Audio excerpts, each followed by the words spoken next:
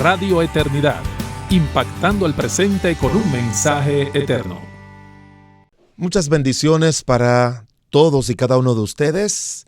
Estamos de nuevo con su espacio Hombres de Verdad, un espacio que Dios ha abierto con el propósito de que a partir de su palabra, la sabiduría que Él da y lo que el Espíritu Santo guía para que podamos nosotros desempeñar ese rol que Dios nos ha dado a nosotros en el matrimonio, en la familia, en la sociedad, en la iglesia. Como hombres somos los responsables de eso. Estamos sumamente contentos de poder encontrarnos con cada uno de ustedes. Su servidor, el pastor José Agüero y el pastor Marcos Peña, estamos aquí para acompañarle en este tiempo especial de Hombres de Verdad. Marcos, ¿cómo estás? Bien, gracias al Señor, contentos de estar de nuevo aquí y poder tratar este tema tan importante y que yo pienso que es descuidado. Yo no creo que muchos padres son intencionales en preparar a sus hijos para el matrimonio. Sencillamente como que salga lo que salga y que ellos piensen lo que piensen. Y no debe ser así. No, en lo absoluto. Estamos hablando acerca de consejos de padres a hijos para elegir parejas, para elegir cónyuges, para elegir la persona con quien ha de pasar el resto de su vida. Queremos que el matrimonio tenga el mismo propósito de la salvación. La salvación es para toda la vida terrenal y obviamente como es una unión con Dios, trasciende la vida terrenal que es la vida eterna. El matrimonio es la unión de un hombre y de una mujer para dedicarse a vivir el uno para el otro y para Dios el resto de su vida terrenal y cumplir con los propósitos con los cuales Dios diseñó que el matrimonio sea cumplido. No es solamente una necesidad humana, es un diseño de Dios al que entramos y con eso en mente es que queremos que los padres entiendan de que si ellos no tuvieron la oportunidad ni el privilegio de ser enseñados por papá, por mamá, que se nos sentaran con nosotros, nos explicaran todo lo que significa la vida matrimonial, que nos prepararan para ello, para poder disfrutar lo bueno que es la vida matrimonial, para también asumir las responsabilidades de la vida matrimonial, pues vamos a hacerlo nosotros con nuestros hijos, porque en esta generación lo necesitan, diríamos así, más que en la generación de nosotros. Y por eso es que queremos que usted preste atención a toda esa información que Dios en su gracia nos ha de dar a través de su palabra. Marcos, ¿qué tienes tú que decirle a los padres con respecto a cómo aconsejar, cómo instruir a sus hijos al momento de elegir una pareja? Lo ideal sería que le demos instrucción antes de que elijan. Claro. No estamos hablando de prepararlos para el matrimonio ahora. Ya de eso hablamos un poquito. Estamos hablando de instrucción para elegir una compañera, un compañero de vida, elegir un hombre para su hija, elegir una mujer para su hijo, porque antes no había que ser tan específico con eso, pero hoy en día tenemos que enseñarles no a elegir parejas, porque eso puede ser muy genérico hoy en día, a nuestros hijos varones a elegir una muchacha, a una mujer con quien unir sus vidas, y a nuestras hijas elegir un varón con quien formar una vida matrimonial y una vida familiar productiva. Qué bueno, José, que empezaste hablando de la importancia de enseñar esto desde pequeños. Porque yo creo, y lo hemos mencionado en otras veces, pero la repetición es la madre de la enseñanza. Así es. Yo creo que la mayoría de los padres empiezan a hablarle a sus hijos de matrimonio cuando ya están en edad de casarse. O cuando los hijos antes de tiempo, ya adolescentes, empiezan a interesarse en el sexo opuesto. Y ese no es el tiempo adecuado para empezar. Ya eso se está tarde hace tiempo. Muchos de los principios y de los parámetros que le van a ayudar, si el Señor así lo permite, a tener buenos matrimonios, tienen que ser sembrados desde que son niños, para que ellos vayan creciendo con esas verdades, de manera que cuando se despierte su deseo por el sexo opuesto, su anhelo de tener un compañero, una compañera, ya hace tiempo que hay ciertas verdades o ciertos principios que están establecidos allí, que ya son incuestionables porque ellos crecieron oyéndolos. Y que cuando se hacen cuando son pequeños, se hacen parte de su persona. Sí.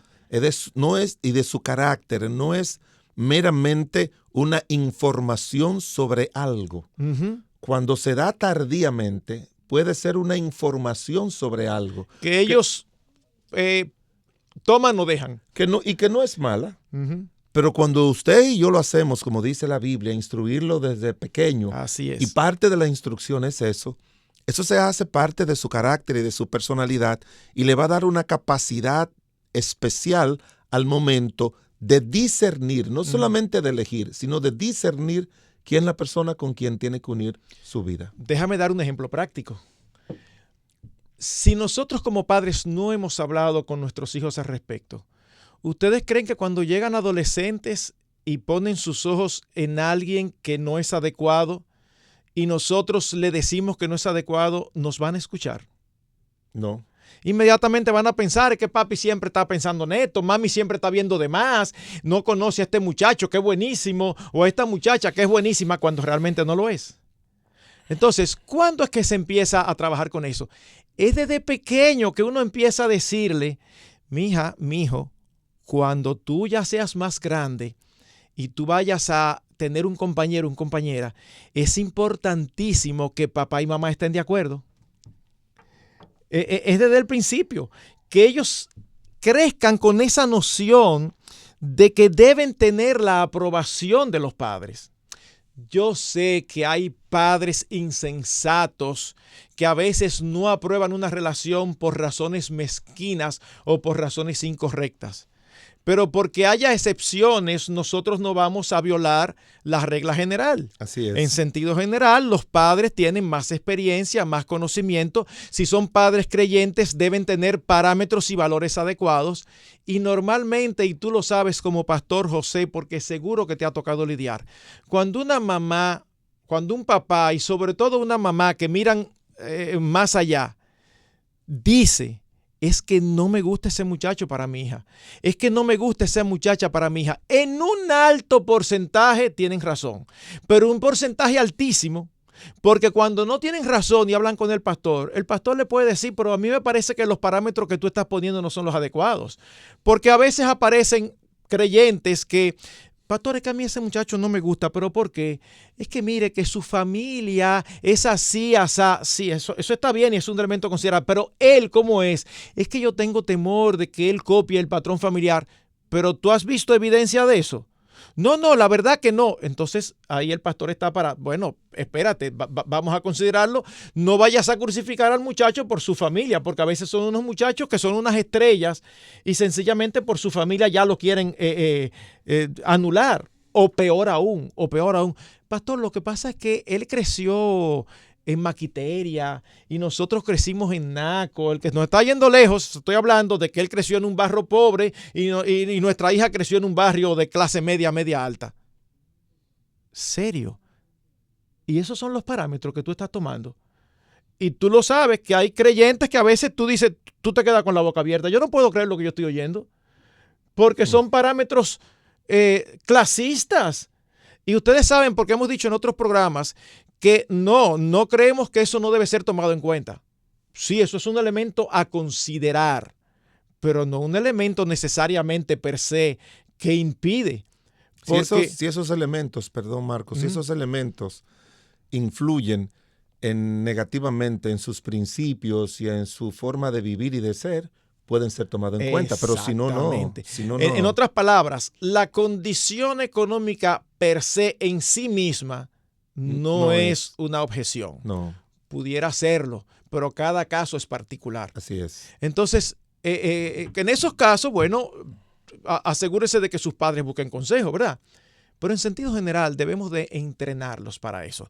Y antes de yo empezar a dar algunas directrices específicas, yo quiero dar una directriz general muy común.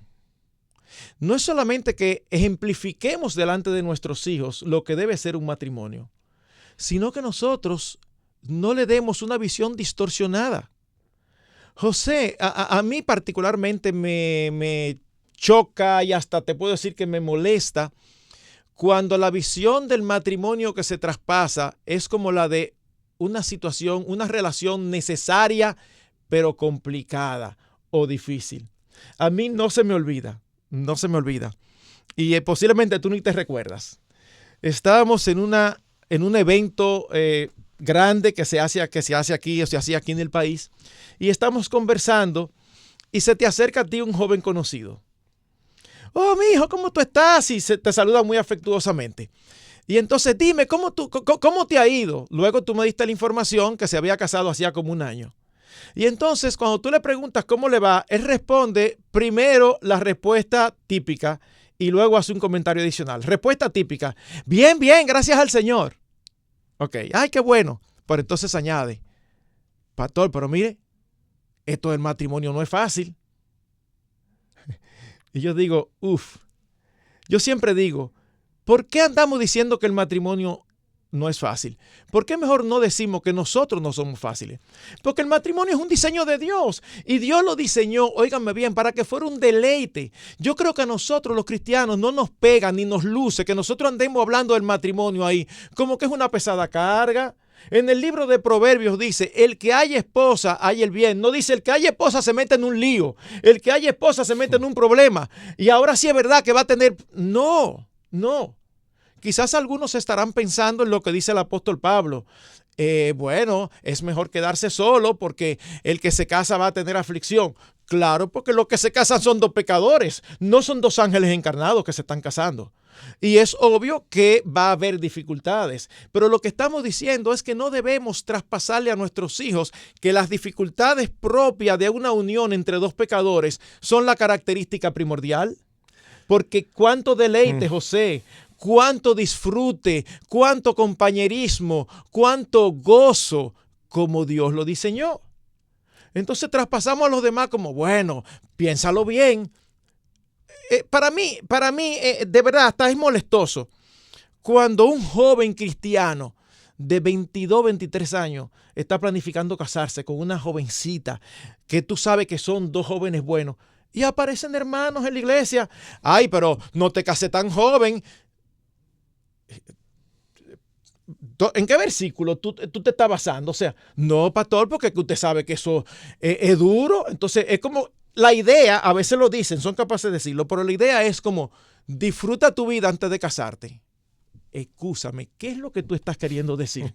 O sea, tradúceme eso. Bueno, Marcos, pero eso que tú estás diciendo es una realidad que tú y yo no podemos ignorar. ¿Sabe cuál es? Gente que eligieron mal y se casaron mal, traspasan su frustración a los demás. Como si ese fuera... Se lo traspasan. Mientras tú hablabas, me recuerdo de una familia, de un matrimonio de más de 50 años, pero un matrimonio de más de 50 años donde él nunca ha sido un buen creyente, un hombre espiritual, un hombre moralmente irreprensible como debemos ser, o santo, si tú quieres ponerle un término más específico. Y es cierto que la ha puesto a sufrir a ella. Pero yo recuerdo asistir a esa casa y ella traspasarle su frustración a sus hijos. Uy, eso es terrible. Traspasarle su frustración a sus hijos. Que ten mucho cuidado con quién tú te vas a casar, ten cuidado con esto, ten cuidado con aquello, es que esto no es fácil. Y entonces los hijos crecen con esa percepción. Y recuérdate que lo que recibimos en casa, y quiero decírselo con toda la autoridad pastoral, lo que los hijos nuestros reciben en casa, muchas veces va a impactar más que lo que se enseña en la iglesia. Totalmente de acuerdo. Te estoy hablando de niños. Totalmente de acuerdo. Te estoy hablando de un adulto. Te estoy hablando de niños. 100%. Va a impactar. No importa que el profesor, el pastor hable bien del matrimonio, él va a decir, ese niño va a comenzar a pensar, bueno, es que el pastor no sabe por lo que ha pasado mamá, ni lo que ha pasado papá. El matrimonio no es así. Quizás eso va a ser en el cielo, pero aquí en la tierra eso no es así. Porque la percepción que tiene es que papá y mamá le han pasado su frustración. Y es que al principio solamente estamos más ocupados en nosotros que en el matrimonio. Yo estoy más ocupado en que él haga las cosas como a mí me gustan o ella haga las cosas. Y ahí es donde vienen que esos primeros años son de muchos conflictos, porque viene lo que los autores hablan de esa lucha de poder, las personalidades no quebrantadas. Pero cuando un creyente tiene bien claro cuál es su rol en el matrimonio y lo ejerce en obediencia a Dios y lo ejerce frente a sus hijos, la percepción que sus hijos van a tener es diferente. Pero aún le haya ido mal, Marcos, aún le haya ido mal a mamá o a papá en el matrimonio por haber elegido mal, también esos padres, si fueran más sabios, se sentaran con sus hijos y le dicen, mira, yo sé que tú oyes muchas discusiones entre mamá y yo, papá y yo, porque parece que no elegimos bien, algo no hicimos bien. Pero no, el matrimonio viene de Dios, o sea, el matrimonio Eso es algo que sería viene de Dios. honesto. Eso sería lo justo. Sí. El matrimonio viene de Dios, el matrimonio, tuve orándole al Señor, yo no lo oré al Señor lo suficiente para que me mandara un buen compañero, una buena compañera. Órale al Señor para que el Señor te mande una buena compañera. No hagas, si tú me ves haciendo algo malo en el matrimonio, no lo hagas tú, mi hijo, que yo estoy pidiéndole a Dios para cambiar. Ya lo dije en un programa anterior. No hay nada malo admitir delante de sus hijos nuestros errores. Como cristianos, como personas, como esposos, como padres, como trabajadores. Eso ayuda muchísimo. No solamente no hay nada malo, José. Hay muchísimo de bueno. Muchísimo de bueno. Lo que uno logra en el corazón de sus hijos, cuando uno es capaz de reconocer delante de ellos sus errores y pedirle perdón, eso es indescriptible. Yo no sé, Marcos, pensando en eso, yo no sé qué ayuda más. Y mejor es no compararlo, pero solamente pensando en voz alta. ¿Qué ayuda más? ¿Enseñarle una verdad que dice la Biblia? ¿O sentarse con ellos y decirle, mira, yo actué mal y lo hice en contra de lo que Dios dice en su palabra, no lo hagas tú? No sé si me entiende. O sea, es como que es algo mágico, si queremos usar ese término, cuando el papá le habla a través de sus propios errores. En otras palabras, José, yo lo veo como algo complementario. El ejemplo le da color al principio. Sí. Es como que el principio tú se lo das y lo reciben en blanco y negro. Cuando tú le das el ejemplo de cómo tú violaste ese mandamiento o ese principio, es como que adquiere otro color y ellos lo ven muchísimo más claro y eso queda en su corazón clavado y en su cabeza. Claro. Es igual que a veces en el pastorado, yo desde el púlpito le he dicho a los hermanos algo que yo entiendo que no hice bien, algo que se pueda comunicar, obviamente. Sí. Y los hermanos lo aceptan bien, Claro. pero hay una diferencia enorme cuando viene de un papá a un hijo, de una mamá a un hijo. Mira, ¿cuántos años tú tienes, mija? Tú tienes 19, tú tienes 20 años y hay un enamoradito. Yo te voy a ser honesta. Yo tuve un enamorado y cometí el error de tener relaciones sexuales prematrimoniales. Y eso me costó esto y aquello. Nunca lo haga. Bueno, Marcos, yo dudo que esa muchacha lo haga. Pero ¿sabes qué pasa? Posiblemente una gran mayoría de las creyentes que nosotros conocemos percibirían o sentirían o pensarían que cómo ellos le van a decir eso a sus hijos. Mira, eso yo lo hice siendo inconversa. O profesando la fe. O profesando la fe y me aloqué. ¿Entiendes? O sea, es que de verdad, es que a veces estamos más preocupados por nuestra reputación que por el alma de nuestros hijos. Cuando estamos concentrados en el alma de nuestros hijos, mira, no hay nada que escatimar. Todo lo que nosotros podamos decir que le ayude, entonces hay que hacerlo. Es que eso es parte de la buena reputación. Pablo era un hombre con muy buena reputación, todo el mundo lo sabe, como apóstol. Pero él siempre decía, yo no lo merezco porque yo perseguí la iglesia. O sea, él habla de sus errores y no dejó y nunca ha dejado de ser. Es más, lo admiramos más, sentimos más admiración por él que por Pedro, por decirlo así, o cualquiera de ellos, de los que el Señor habla de sus errores, defectos. El Señor no lo hace para avergonzarlos. El Señor lo hace para estimularnos a cada uno de nosotros y para que nosotros, como dice 1 Corintios 10, no deseemos cosas buenas. En un momentito continuamos con su espacio Hombres de Verdad. Porque ningún donativo es demasiado pequeño para el dador de toda buena dádiva, agradecemos de todo corazón tu ofrenda de amor, la cual hace posible que programas como este continúen en el aire.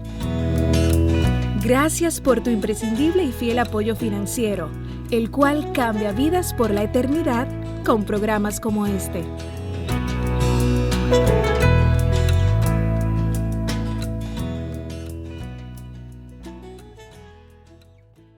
Seguimos con el tema consejos de padres a hijos para elegir parejas, para elegir cónyuges, para elegir esposos y esposas.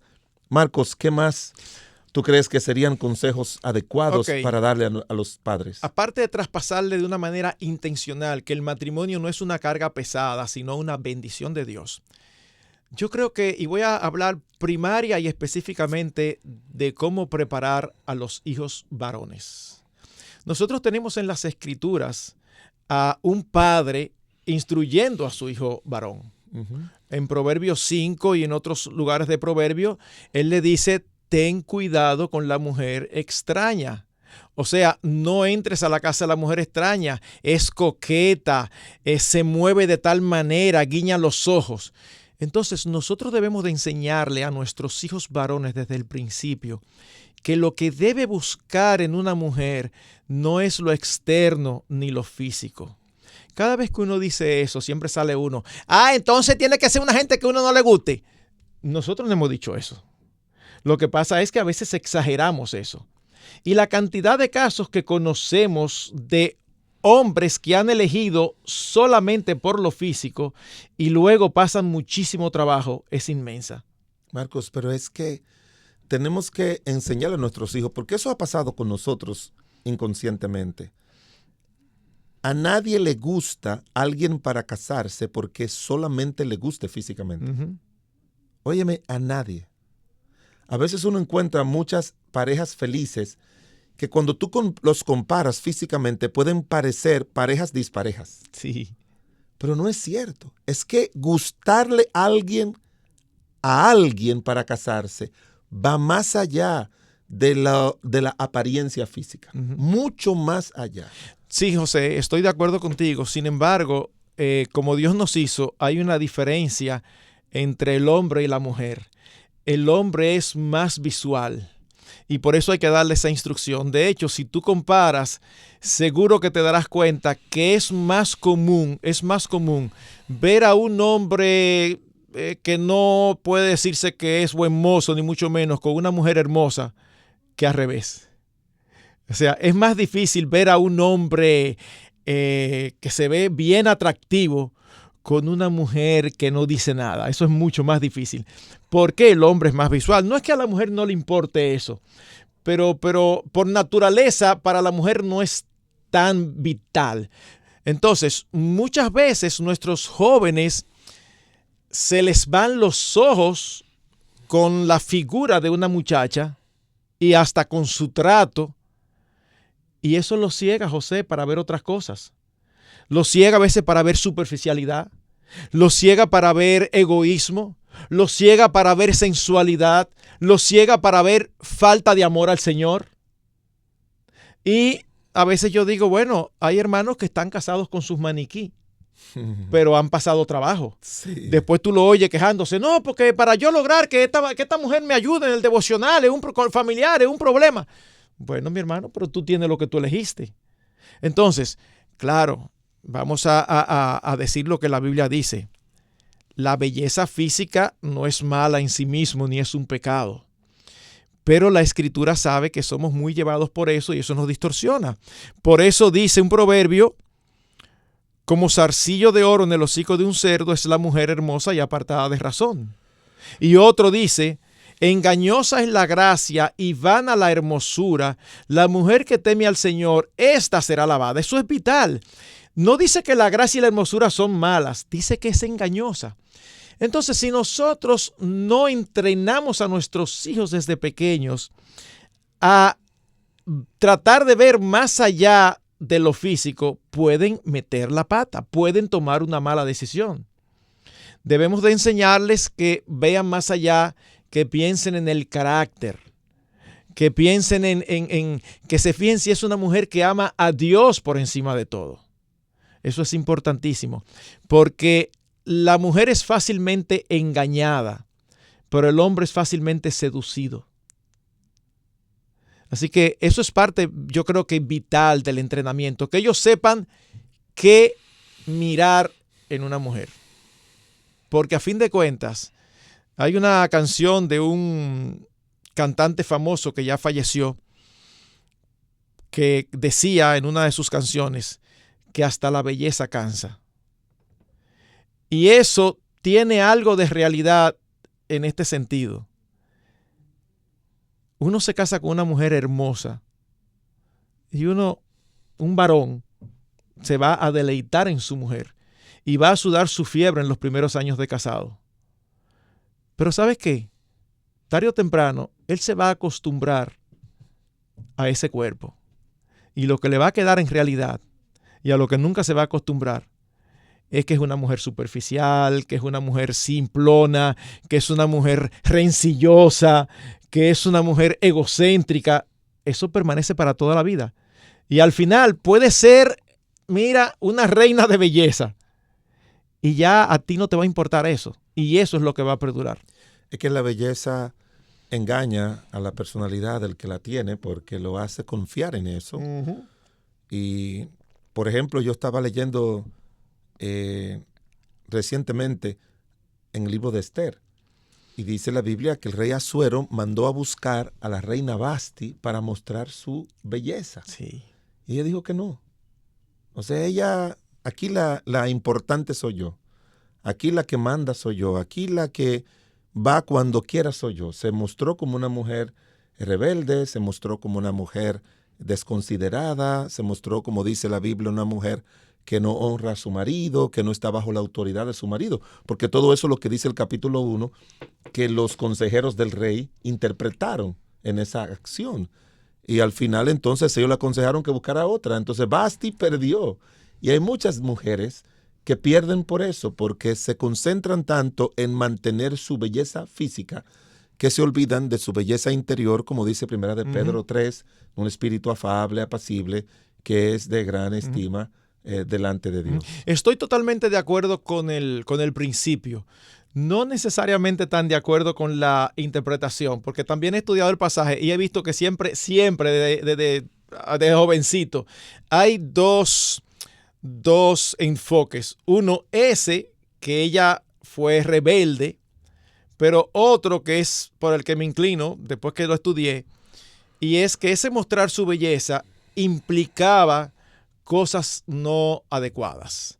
Entonces, como siempre decimos, una mujer debe obedecer y someterse a su esposo, siempre y cuando su esposo no le pida hacer algo que Dios prohíbe o no le impida hacer algo que Dios manda. Después de ahí tiene que hacerlo todo. Entonces, parece que los registros históricos muestran qué era lo que mostrar su belleza y podía implicar cierto mostrar que no era adecuado y pudoroso. Pero el principio sí que tú dices, está ahí y es fundamental. Por otro lado, yo pienso que también debemos de entrenar a nuestros hijos a, como hombres, tomar la iniciativa. José, de verdad, yo no sé si a ti te pasa, es una forma de decirlo, yo creo que sí. Pero yo estoy sorprendido con los hombres que esta generación produce. O sea, qué difícil, José, es encontrarse ahora a un joven de 22, 23 años que ya terminó la universidad, que tiene su novia y que ya está ready para casarse. 27, 29, 30, 30 y pico. Y tú lo ves, no, porque espérate, yo estoy pensando. Una maestría, una cuestión. Sí. Y no solo eso, porque yo siempre he dicho, yo no lo entiendo. Pero si tú dices, yo no me he casado porque he estado haciendo estas cosas, yo no lo entiendo mucho, pero te lo respeto. José, a veces es peor, a veces no porque yo no me he casado porque yo no he conseguido. De verdad, José, tus iglesias, la iglesia donde tú te desenvuelves, las iglesias donde yo me desenvuelvo, están llenas de buenas muchachas, llenas. Y estos solteros no encuentran, de verdad. Entonces, a veces están esperando que las puertas se le abran, pero a veces es esperando que una muchacha, porque ellos se acercaron a hablarle, inmediatamente se emocionen y empiecen a llamarlo y todo, y entonces ellos siguen la corriente. Marcos, las mujeres son más a veces, depende de la mujer, pero normalmente la mujer a veces, yo la veo más inteligente y que tiene más principios a la hora de elegir de un muchacho, que a veces los mismos muchachos de ese tipo que tú mencionas. Es que yo estoy totalmente de acuerdo porque contigo. Porque yo he visto muchachas en la iglesia que se le han acercado. Yo recuerdo de una muchacha en la iglesia que se le acercó a un muchacho y comenzó a enamorarla. Y ella me dijo, pastor, fulano me está enamorando. Ajá. ¿Qué usted ve de ese muchacho? Bueno, es un muchacho que siempre ha estado aquí en la iglesia, es cristiano, no ha tenido ese deseo como de superarse, de estudiar en la universidad. Y ella me hizo tantos cuestionamientos y al final me preguntó, ¿usted cree que sería una buena elección para su hija? Y yo le dije, huepa. ¿Qué pregunta más sabia? Yo le dije, ¿qué pregunta más sabia? ¿Qué le contestaste, José? Bueno, yo le dije, yo lo pensaría. Yo lo pensaría. Quizás usted dice, bueno, pastor, ¿y por qué usted no se lo dijo desde el principio? Bueno, porque hay algunos elementos, ¿verdad?, de quién es para quién. Sí. Quién es para quién, que uno no puede sentir que el otro, tú le estás dando un consejo que puede parecer como subjetivo. ¿Entiendes? O sea, porque a veces sí es cierto que yo recuerdo a mi hija cuando se enamoró de un muchacho y él de ella y hasta le llegó a dar anillo. Nosotros nunca quisimos esa relación, pero no había forma de decirle no. Oramos y oramos. Y el día que él dijo que le devolviera su anillo y que ella lloró, nosotros la consolamos, pero cuando entramos al cuarto era riéndonos y dándole gracias a Dios, felices. Pero felices que no da más. Felices. Felices, y un muchacho cristiano. Sí, yo te entiendo. Pero no. José, mi experiencia, de acuerdo con lo que tú estás diciendo, las jóvenes vienen y buscan consejo y generalmente lo siguen. Sí. Generalmente lo siguen. Sí. Los varones muchas veces ni consejo buscan. Tú te enteras que establecieron una relación de noviazgo con alguien y tú te preguntas, ¿y a quién le preguntaron? No, a nadie. Uno. Pero dos, peor todavía. Y no te estoy hablando de teoría, te estoy hablando de situaciones continuas. Vienen, buscan consejo. Tú le dices, no te metas por ahí. Por la razón que sea, no te metas por ahí. Y ellos no hacen caso. Y siguen insistiendo. Tú dices, bueno, pero, ¿verdad? Son libres. Nosotros no tenemos autoridad. Lo que uno le da es un consejo, no un mandato. Pero tú te das cuenta, dice, es que no hay madurez, hay insensatez. Entonces, así como tenemos que enseñar a nuestros varones a tener la iniciativa y a ser diligentes, así debemos enseñar a nuestras hijas a mantener su lugar, a no estar tomando iniciativas. Eso es otra cosa que a mí me sorprende. Y pasa mucho, no únicamente, pero sobre todo, en jóvenes que se convirtieron ya jóvenes adultas o más adelante. En otras palabras, vienen del mundo. Entonces, óyeme, le interesa a un joven y fácilmente ellas son las que empiezan a llamarlo, ellas son capaces de invitarlo a salir o a visitarla o a comer. Y yo digo, no hagan eso. Entonces, como padres, debemos de entrenar a nuestras hijas a mantener su lugar. Mija, tranquilo. ¿Sabes por qué? Porque si tú te casas con un hombre donde no le dejaste tomar la iniciativa, ¿sabes lo que va a suceder? Te vas a pasar la vida teniendo que resolver todo tú. Todo. Porque ya le está mostrando. Todo. Y cuando eso ocurre en un matrimonio, y tú lo sabes, el matrimonio termina amargado. Amargada ella porque siente que está cumpliendo un papel que no le Que va a corresponde. estar sobrecargada. Y exactamente. Y amargado él, que quizás ni sabe por qué, pero es porque no le están permitiendo hacer lo que él tiene que hacer. Sí. Entonces, tenemos que enseñarle a nuestros hijos que sean, no, pero que mi hijo tiene una personalidad tímida. Mis hermanos, nosotros no podemos tomar como excusa la personalidad. Nosotros todos tenemos una personalidad. Lo que Dios espera es que nosotros desarrollemos un carácter que se va a manifestar a través de esa personalidad. Cualquiera que sea. Si tú eres tímido, no, tú no vas a tener el carácter así tan extrovertido como aquel que nació extrovertido. Pero Dios no te pide eso. Pero Dios sí te pide que tú te sobrepongas a tu personalidad y manifiestes un carácter varonil. Me encanta, como dice 1 Corintios, portaos varonilmente. Claro. O sea, pórtense como hombres. Y David le dijo a Salomón, sé hombre. Exactamente. Sé varón. Sé varón, sé hombre. Y el punto es que tenemos el Espíritu Santo, tenemos la palabra de Dios, y si instruimos a nuestros hijos a que ellos miren y entren dentro del plan de Dios, porque el plan de Dios es que ellos se casen. Uh-huh. Si ellos entran dentro del plan de Dios, ellos van a poder, Dios por el Espíritu le va a poner la iniciativa y va a usar a otros también para ayudarlo en esa iniciativa o con los límites que pueda tener su iniciativa. Déjeme leerle un pasaje, Marcos, aquí en el libro de Génesis, para que usted vea la importancia que tiene, como decía Marcos al principio de la enseñanza, de enseñar a nuestros hijos lo que es el matrimonio y cómo elegir un esposo o una esposa del sexo opuesto. Dice en Génesis 28, y así envió Isaac a Jacob, el cual fue a Padán Aram, a Labán, hijo de Betuel arameo, hermano de Rebeca, madre de Jacob y de Saúl.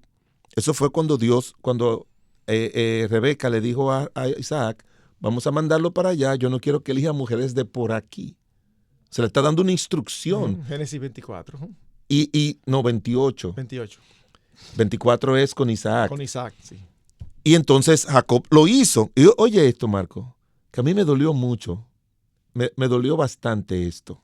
Dice, y vio Esaú, cómo Isaac había bendecido a Jacob y le había enviado a Padán Aram para tomar mujer para sí de allí, y que cuando le bendijo le había mandado diciendo, no tomarás mujer de las hijas de Canaán, y que Jacob había obedecido a su padre y a su madre, y se había ido a Padán Aram, y vio asimismo Esaú que las hijas de Canaán parecían mal a Isaac su padre, y se fue Esaú a Ismael, y tomó para sí a mujer a Maala, hija de Ismael, hija de Abraham, hermana de Naibot, además de sus otras mujeres.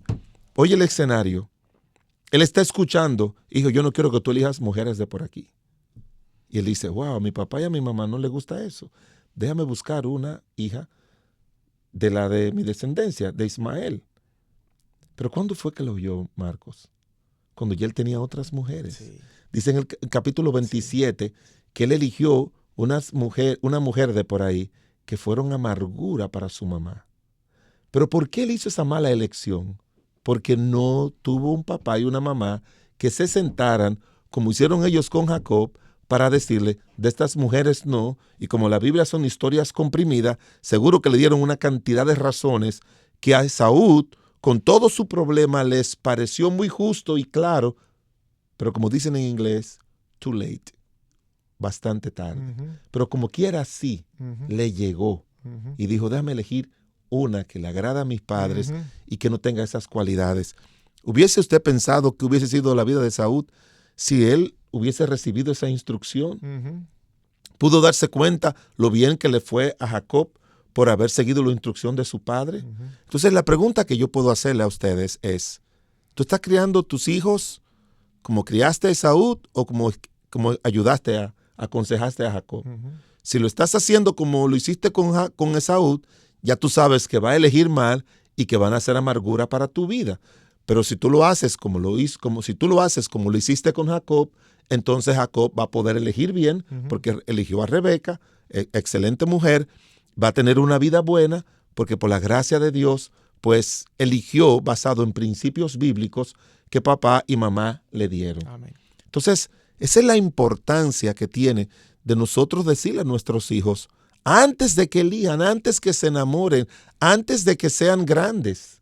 Hay que decirle a ellos desde pequeño, el día que tú te cases, como nos casamos papá y yo, mira, si ustedes entienden que fue una buena elección, dile, mira mi amor, mi hijo querido, yo por la gracia de Dios elegí bien, me ha ido bien con tu mamá y yo quiero que te vaya bien a ti. Y si por alguna razón yo hiciera algo malo y mañana tú dijeras, papá se descarrió, sigue al papá joven que hizo esto y que eligió bien. Porque el papá tiene que ser una persona que no solamente ayude bajo el aspecto de lo bueno que ha pasado, sino prever lo negativo que pueda pasar.